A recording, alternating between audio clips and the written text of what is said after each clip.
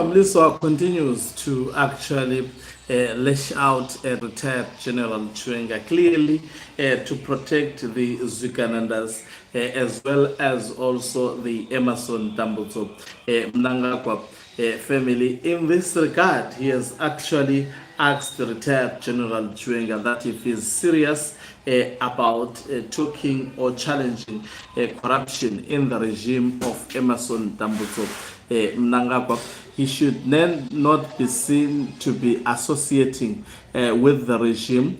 Rather, he should resign as a form of protest against the corrupt rule of Emerson Dambudzo Mnangagwa. He is seemingly giving retired General Chiwenga an advice to be actually to show that he is really against corruption by resigning, but will resigning again make a shake Emerson Dambudzo Mnangagwa, because it would simply mean, in my view, he has lost a fight against Mnangagwa. If he resigns and joins the people, as Temba Mliswa alludes to, then the project of removing Emerson Dambudzo Mnangagwa may have actually there is high probability that Mnangagwa may continue to consolidate his power. Now remember, what Temba Mliswa speaks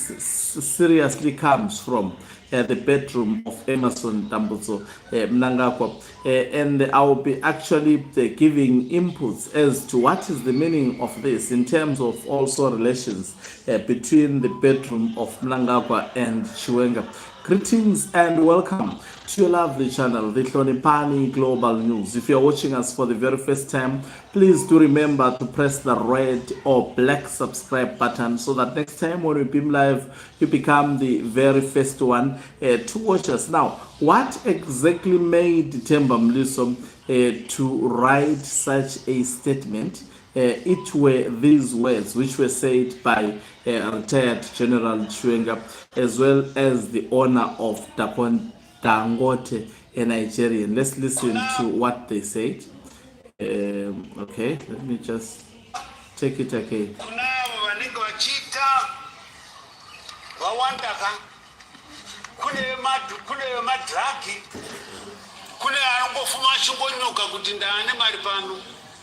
Shuwa kaima factory kana mari dzakakuwandirai vanhu vaone mabasa. Shuwa kaima factory acho kuti vanhu vaone chi mabasa. If you have money for us, it should go and put up an industry in your locality or anywhere part of Nigeria where that you feel there is a need, and that's why really sometimes it pains me. Yes, so these are the words. The first one was said by Dangote. The second, similar words were also echoed by retired General Chiwenga, that if you've got money that can buy Royce as Wicknell Chivayo and other Zukanandas have been doing in Zimbabwe, what they're simply saying, they're saying go and build factories for your people, rather than actually buying these expensive vehicles whilst your people are languishing in poverty. This is really not a demonstration of having money, but a demonstration of the fact that you have not properly accumulated this money. It appears this story angered Temba Mliswa, and if it angered Temba Mliswa, it means it angered the bedroom of Emerson Dambudzo Mnangagwa, and it had to respond through Temba Mliswa. And this is what Temba Mliswa wrote. The correct is responding to the headline that was written by one of the local publications in Zimbabwe. It says the correct formula of this development equation requires first an enabling environment which VP Chiwenga and his partners in government should create. That will ensure private money is safe as an investment in factories. No business person will splash their money into an environment that isn't conducive for business to please political leaders. It's business, not philanthropy, where you provide job whilst losing money. that statement alone is correct on Temba Mliswa. Let's hear what he says going forward. In some countries, when a leader views his political partners as compromise, now he's addressing Chiwenga, because he is, I mean, also it should be asked. I think that's a wrong question. You cannot say that, I mean, Chiwenga should actually resign because his partners in government are actually corrupt. Because Wicknell Chivayo, the last time I checked, Wicknell Chivayo, as well as also this Kudawashi Takure and other Ugandans, they were not yet part of the politics of ZANU-PF. They were just perceived as business personalities. We have just seen them recently being introduced to the politics. So they were not privy to create this conducive environment economically as well as politically that Temba Mliswa is talking about.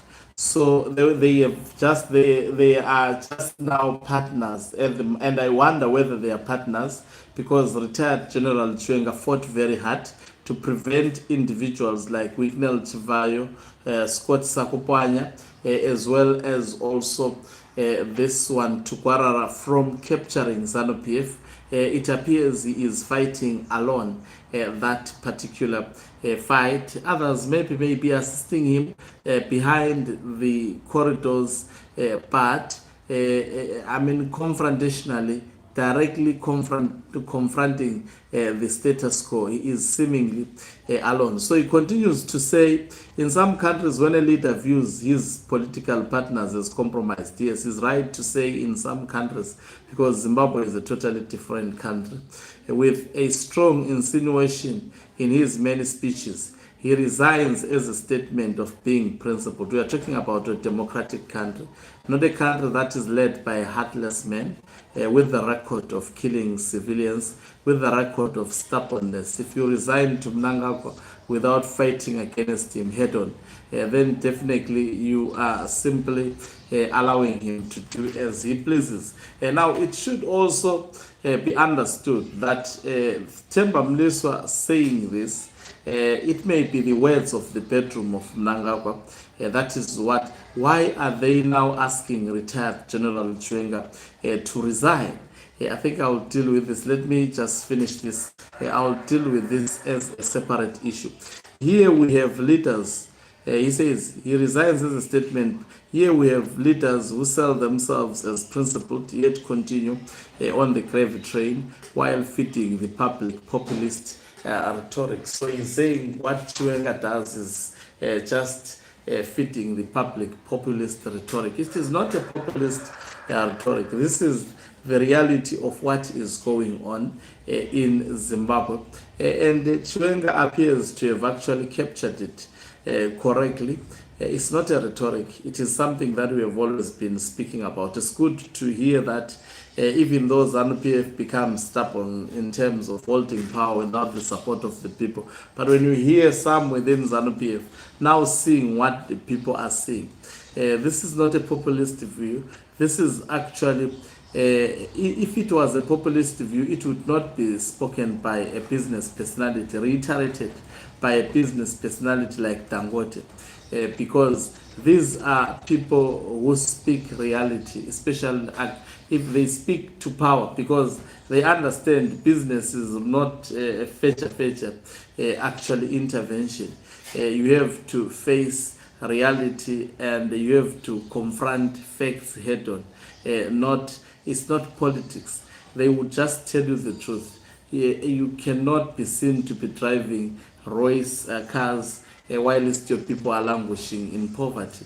This is backwardness. Why not create factories, create employment, make income whilst developing your communities? We've got 99% unemployment in Zimbabwe. Only a percentage is working, but we've got few who are driving cars, stealing from the public, and they demonstrate their wealth through buying expensive cars, buying their relatives expensive cars, as well as buying their private jets, splashing people monies that are not even taxed, evading to be taxed. This is serious. Now he continues to say, Temba Mliswa, resign and stand with the people if you mean what you say. As long as you are part of the government, you are equally complicit in whatever rot is emanating from there, characterized by those handouts. The VP must not work like a loan operator, as if he isn't part of the same government. Yet he even has the economic sector as his purview. The very change he desires and publicly speak about, he should engineer it from within, as long as he doesn't resign. Otherwise, all this is grandstanding, is for political power. Anyone can take to the podium and lambast private individuals for how they spend their money. However, an effective leader institutes the change he wishes for. I think Temba Mliswa is out of his senses, and he is clearly showing that he is after defending the people who are actually defrauding Zimbabweans, because we hear that he's given about the monies. I think it was said it's almost $12,000 monthly to be writing this hogwash against retired General Chiwenga. But it appears to be backfiring, because if I read here, let's read one of the comments, about 3 of them. Someone says, and yet it has paralleled for ED structures in ZANU-PF and government, to Kwarara acting as a de facto prime minister. What are you talking about? Someone says, unfortunately, the government is now making Zimbabwe closed for business. How can you expect MFIs to survive while the SSP is not remitting deducted funds for over 5 months now? And then someone says, his principal is the one who should act. The moment he acts, you say he has revolted against the president.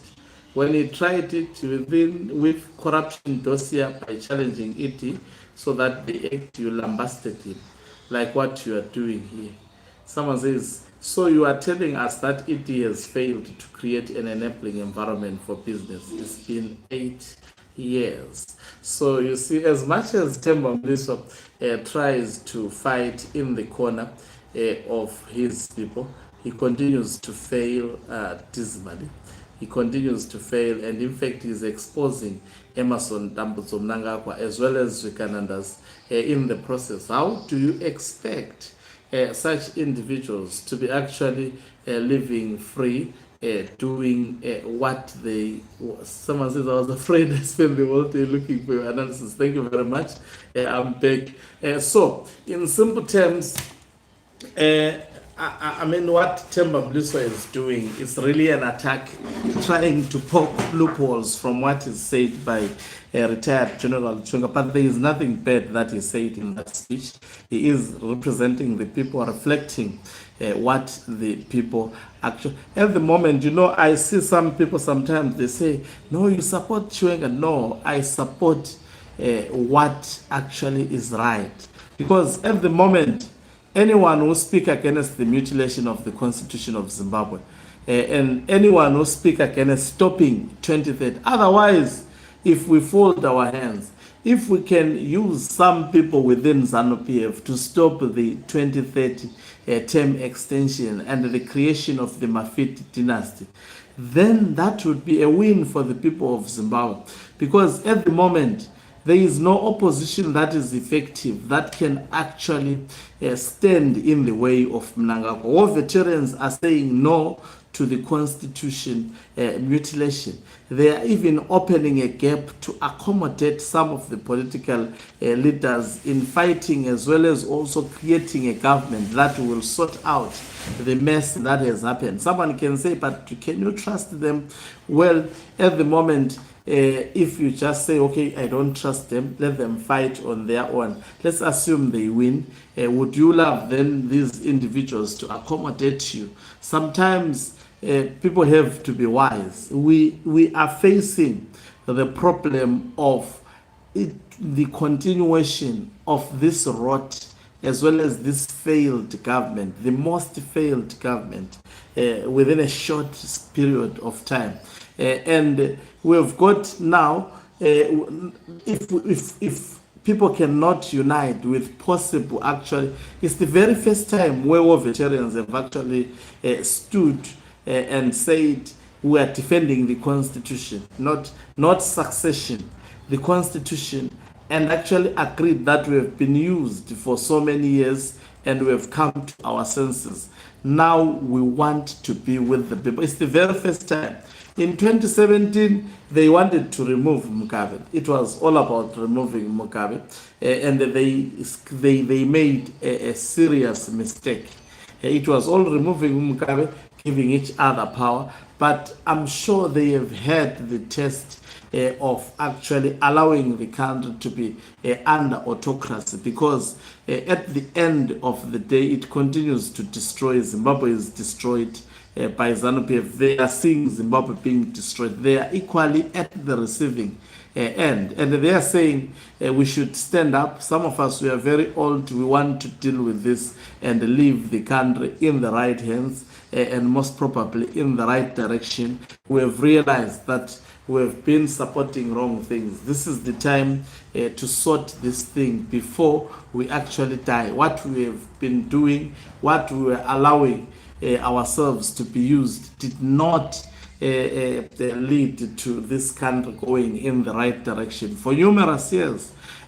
So it doesn't hurt to say, okay, at the moment, this guy is speaking against corruption, he's speaking against mutilation of the Constitution.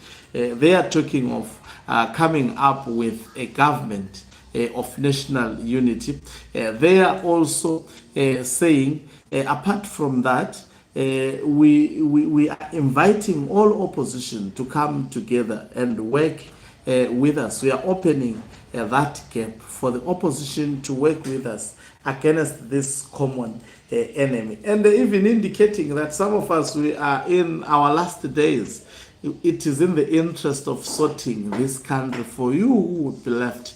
We still have got actually a number of days, judging from your age, to remain alive and surviving in this planet that ZANU-PF has actually has been attempting to totally dismantle.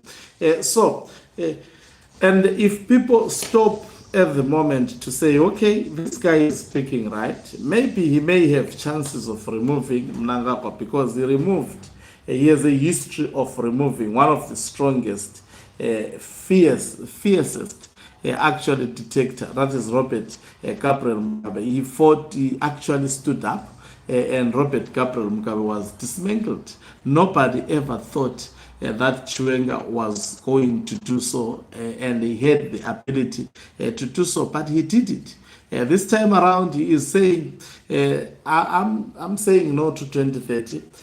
I'm saying no to corruption. All those who are involved in corruption, who have been stealing public money, we need to actually go after these individuals and make sure that they are dismantled. And he says we need a government of a national transitional authority, not take over from ZANU-PF, so that the continuation of corruption becomes the order of the day. So I think that's a fair settlement, considering the fact that if you're in opposition, you go for elections, that fuzz will rig, and you would be an easy meal, and the continuation of Mnangagwa. And this time around, by the way, they are saying no to elections. They are closing elections. So anyone who is busy creating some party, saying in 2028, without actually standing for Emerson Dambudzo Mnangagwa and say, hey, you are not going anywhere. preparing, there is a high probability you may not even be allowed to contest those elections. Sengezo Chabangu and other MPs have already sold out the people, and they are ready to mutilate the constitution. They are pushing so harder than ZANU-PF, in fact, for elections to be postponed. If they can postpone them to 2030, they can also postpone them to 2035. They can also postpone them forever. That will mean the destruction of the opposition. But how about the opposition now gets to partner with some elements of ZANU-PF which are against those who want to postpone elections and the mutilation of the constitution? They equally want the country to go in the right direction. Isn't it a better try to look at it, not joining ZANU-PF, to say, no, we are also partnering these people in saying no to 2030 term extension. We are not joining them. We are saying no to 2030 term extension. We want every leader that will lead in Zimbabwe to be given a mandate by the people. So thank you very much for watching us. If you are watching us for the very first time, please do remember to press the red or black subscribe button